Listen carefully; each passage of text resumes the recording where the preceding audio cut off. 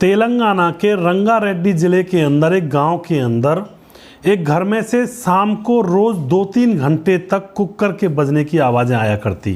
यानी कि जो कुकर की सीटी होती है वो बजा करती है और बेहिसाब बजा करती, लगातार 2-2, 3-3 घंटे तक वह बजती रहती है। आस पड़ोस के लोग इस बात की तरफ गौर करते हैं, आपस में बात भी करते हैं, बाहर बैठे हुए लोग जो पार्क में बैठा रहा करते, कि उस घर में से शाम को 2-3 घंटे तक कुकर की सीटी बजती है, आखिर मामला क्या है। लेकिन दोस्तों आपको पता है अड़ोसी पड़ोसियों को ज़्यादा कोई मतलब नहीं रहता है दूसरे लोगों से, तो सभी लोग यह सोचते कि होगा कुछ काम, करते होंगे कुछ ना कुछ। अब तो इसी तरह से 3 दिन तक लगातार वह कुकर की सीटी 2-2, 3-3 घंटे तक बज रही थी। अब 3 दिन जब गुजर जाते हैं तो उसके बाद अब यहाँ पर एक ऐसा राज खुलता है दोस्तों, उस कुकर की सीटी यानी कि वह कुकर किस चीज़ को उबालता था, इसकी पूरी सच्चाई यहाँ पर लोगों को जब मालूम पड़ती है तो कुछ लोग तो ये बात करते हैं कि हम तो कह रहे थे कुछ ना कुछ तो गड़बड़ है। इस तरह की कुछ बातें यहाँ पर सामने आती हैं।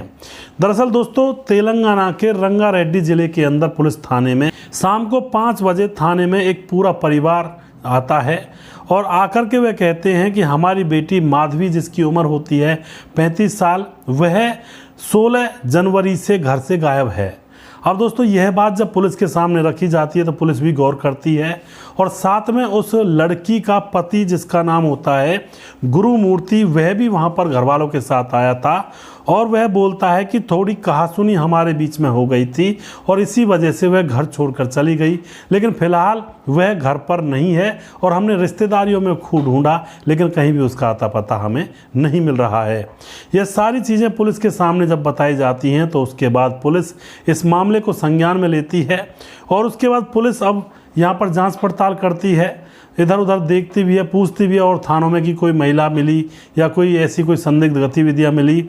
लेकिन कहीं भी जब पता नहीं चलता है तो पुलिस उस महिला, जिसका नाम होता है माधवी, उम्र 35 साल है, उसके फ़ोन की कॉल डिटेल्स और उसकी फ़ोन की लास्ट लोकेशन निकालने लगती है। तो कॉल डिटेल्स से तो कुछ ऐसा वैसा पता नहीं चलता है, लेकिन पुलिस को यह पता चलता है कि उसकी लास्ट लोकेशन तो उसके घर पर ही थी। अब तो यहाँ पर पुलिस को शक होने लगता है। उसके बाद दोस्तों घर के सामने गली में लगे हुए सीसीटीवी कैमरों को पुलिस खंगालती है तो यहाँ पर पता चलता है पुलिस को कि 16 जनवरी को तो जो माधवी वह घर से निकली ही नहीं थी।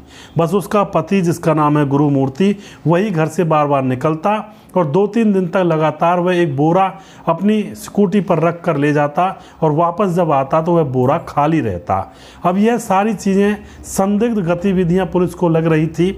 उसके बाद पुलिस समझ जाती है कि कुछ ना कुछ तो यहाँ पर मामला गड़बड़ है और उसके बाद पुलिस गुरुमूर्ति के घर पर पहुँचती है और गुरुमूर्ति को अरेस्ट कर लेती है, यानी कि जो उस महिला का पति था।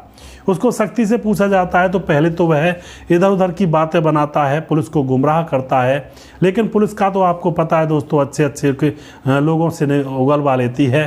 तो ऐसा ही यहाँ पर होता है और गुरुमूर्ति अब तोते की तरह सारी सच्चाई पुलिस के सामने बताने लगता है और एक बहुत बड़ा राज यहाँ पर पुलिस के सामने खुल कर आता है। तो दोस्तों वीडियो को लास्ट तक ज़रूर देखिएगा। वीडियो के लास्ट में आपको पता लगेगा कि आखिर इस दुनिया के अंदर लोग कैसे कैसे नरभक्षी हो चुके हैं। नमस्कार, मैं हूं सुदेश कुमार और तिरछी बात चैनल में आपका स्वागत है। गुरुमूर्ति जो कि फौज में कार्यरत हैं, 13 साल पहले उनकी शादी हुई है। पत्नी का नाम है माधवी। माधवी फ़िलहाल 35 साल की हो चुकी है। इनकी एक बच्ची है और एक बेटा है, यानी कि 2 बच्चे हैं। पहले जब शादी हुई थी तो शादी के टाइम तो दोनों पति पत्नी बड़े हंसी खुशी रहा करते और जो पत्नी होती है माधवी, उसको भी लगता है कि भाई उसका पति फौजी है और घर में पैसों की तो कोई तंगी होने वाली है नहीं, ज़िंदगी स्वर्ग के समान रहेगी। तो अपने पति से खूब अच्छा खासा प्यार करती है। दोनों ही एक दूसरे से गहरा प्यार करते और एक दूसरे के साथ अपना जीवन अच्छे से गुजार रहे होते हैं। लेकिन दोस्तों जैसे जैसे शादी के काफ़ी दिन गुजरने लगते हैं तो उसके बाद जो पत्नी होती है वह हमेशा ज़्यादातर घर पर उसको अकेला रहना पड़ता, तो उसका स्वभाव चिड़चिड़ा सा हो जाता है बिना पति के। पति तो कई कई महीनों में छुट्टी आया करता, अब वह चिड़चिड़ी सी रहने लगती है और पति से फ़ोन पर भी अच्छी तरह से बात नहीं करती है, और करती भी है तो यही कहती है कि आप तो बस ड्यूटी पर रहते हो, आपको मेरी कहाँ चिंता है, मैं यहाँ पर अकेली रहती हूँ।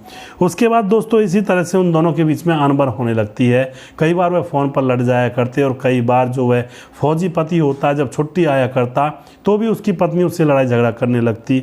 लेकिन इसी तरह से समय गुजरते गुजरते उनको 2 बच्चे भी हो जाते हैं। अब 2 बच्चे उनको हो चुके थे, एक बेटा और बेटी, और अभी भी उनका समय इसी तरह से चल रहा होता है।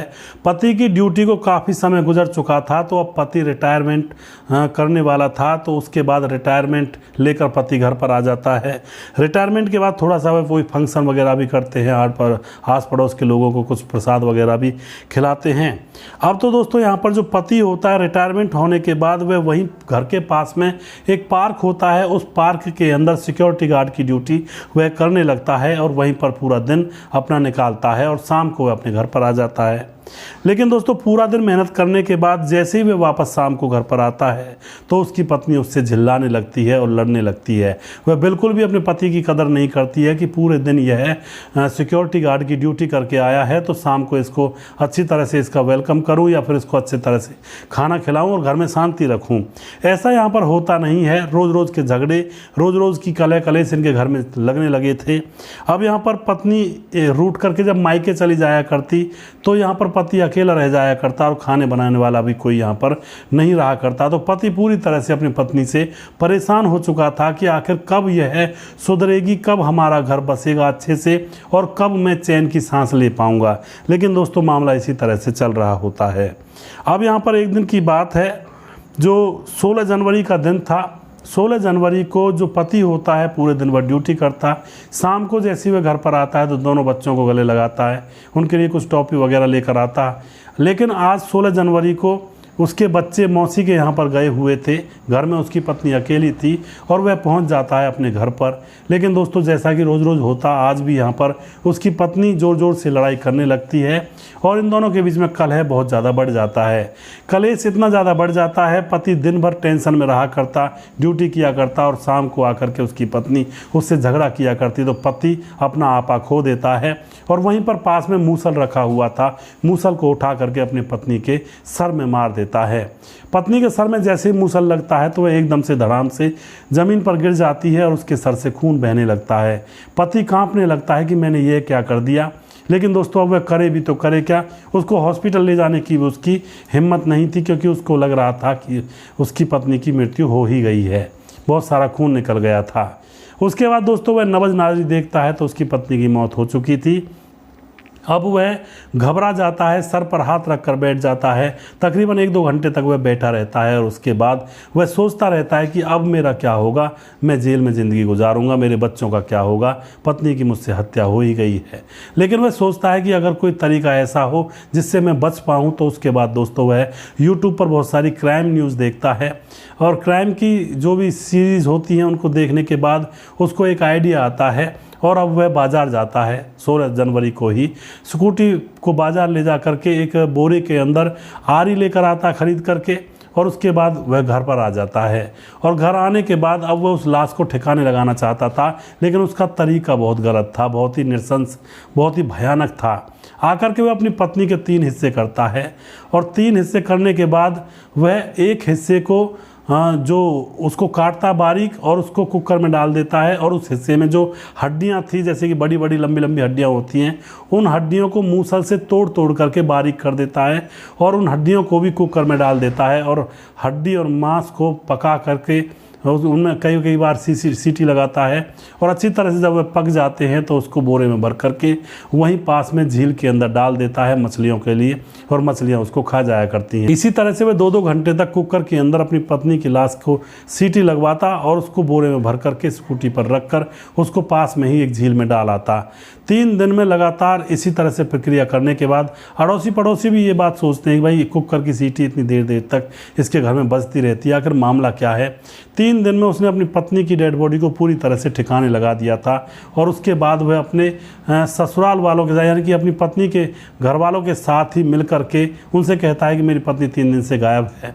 जब लाश ठिकाने लग जाती है तो अपनी पत्नी के घर वालों को लेकर, अपने घर वालों को लेकर पुलिस थाने भी पहुंचता है। वहां जाकर कहता है कि मेरी पत्नी घर से गायब हो गई है, मेरे बीच में और उसके बीच में अनबन हो गई थी थोड़ी सी, और पता नहीं वह कहाँ चली गई है, और रिश्तेदारी में भी ढूंढी है। तो दोस्तों इस तरह से यहाँ पर यह राज पुलिस के सामने खुल जाता है। पुलिस तुरंत उसको हिरासत में लेती है और हिरासत में लेने के बाद उसके खिलाफ कानूनी कार्रवाई करके उसको जेल में डाला जाता है।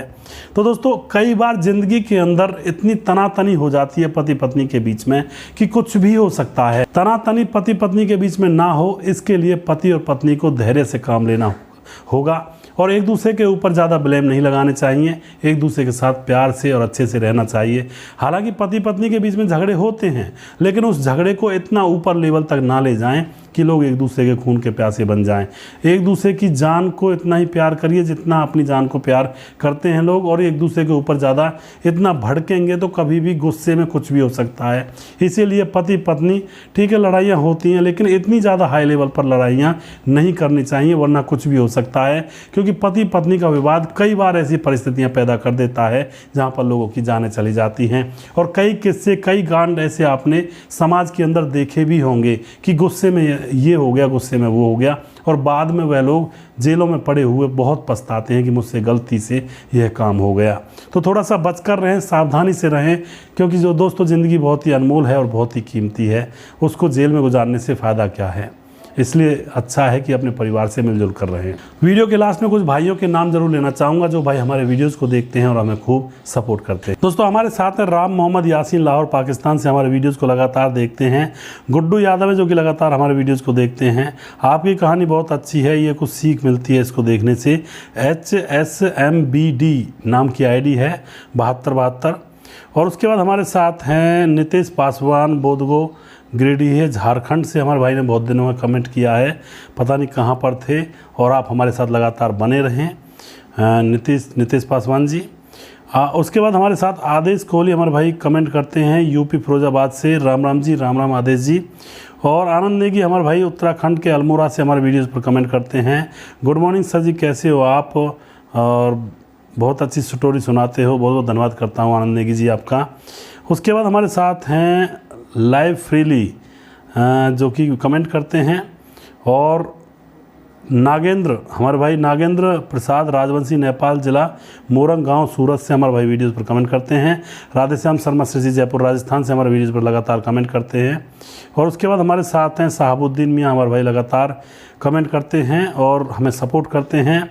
Khemraj Bhati, Ram Ram sir ji, very nice story. Khemraj Gujjar Chitti GB नगर यूपी 16 से हमारे भाई वीडियोस पर कमेंट करते हैं। उसके बाद हमारे साथ राजकिशोर चौरसिया, महाबलेश्वर महाराज से हमारे भाई लगातार वीडियोस पर कमेंट करते रहते हैं। अमित कुमार हैं, जय श्री राम। हमेशा हिसाब से स्कूल नौकरी भी नहीं देना चाहिए, और हमारे भाई अमित कुमार हैं जो कि बहुत अच्छे कमेंट करते हैं। फिलहाल इनकी कमेंट में शायद कोई गड़बड़ी है। और उसके बाद श्यामलाल चौधरी नौका बिकाना राजस्थान से। सुशील चौधरी हमारे भाई कितनी हैवानियत है इंसानों के अंदर, क्या होगा आगे ये सोच के भी डर लगता है।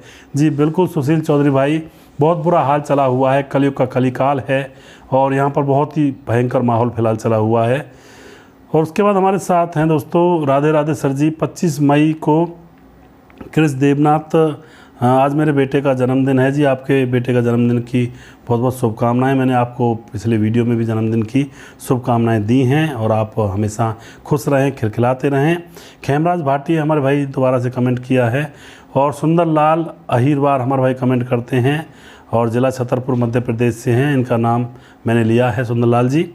और मुराली गौन हमारे भाई कमेंट करते हैं, और कुछ भाई और हैं जिनके मैं कमेंट यहाँ पर ले लेता हूँ फेसबुक पर, जो लगातार हमारे वीडियोस के साथ बने रहते हैं। हमारे साथ हैं गैनूराम हमारे भाई गैनूराम यादव हमारे भाई कमेंट करते हैं, गुड भाई जी। और hi sir your every hi sir you are very fine. जी बहुत बहुत धन्यवाद TRAK चौधरी। और उसके बाद हमारे साथ मोहम्मद इब्राहिम लगारी हमारे भाई, गुड स्टोरी, बहुत बहुत धन्यवाद जी।